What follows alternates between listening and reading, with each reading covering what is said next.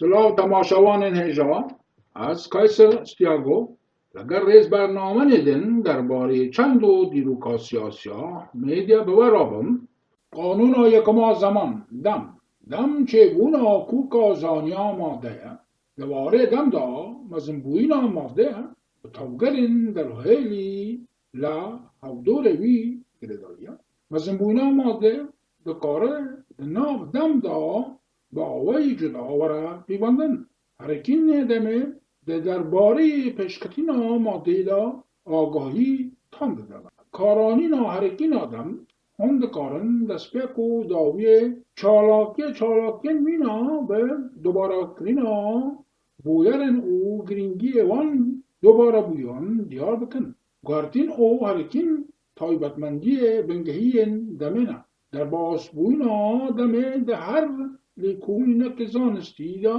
لسر مجار دا آگاهداری و تیگیشتن تاند دما زانین و تیگیشتنا تیگیش وکو دم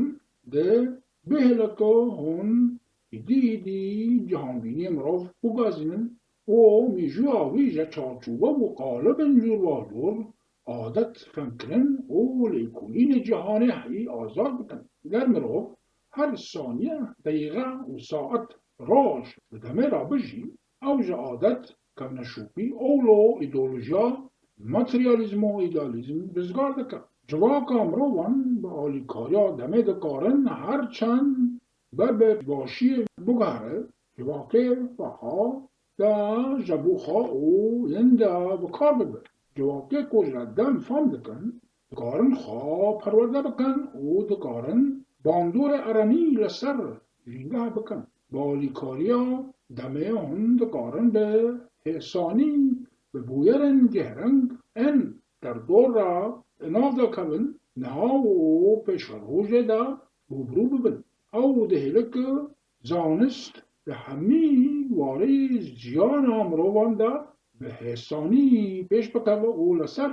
پرگالن فضاین جخانه لیکولن بکن به دم را ماده به شیوه و وینین جهرنگ خویاد کن مینا جدایی بوینا کسک دم جا دایی بوینا دست پیده که کمراو به مراو را به او چرخن دمین تایبتی دا آفرینه مراو جدایی دبه جیان آوی دا چالاکی و مزن بوینن دیار کری در باز بوین چرخک بو چرخ کدن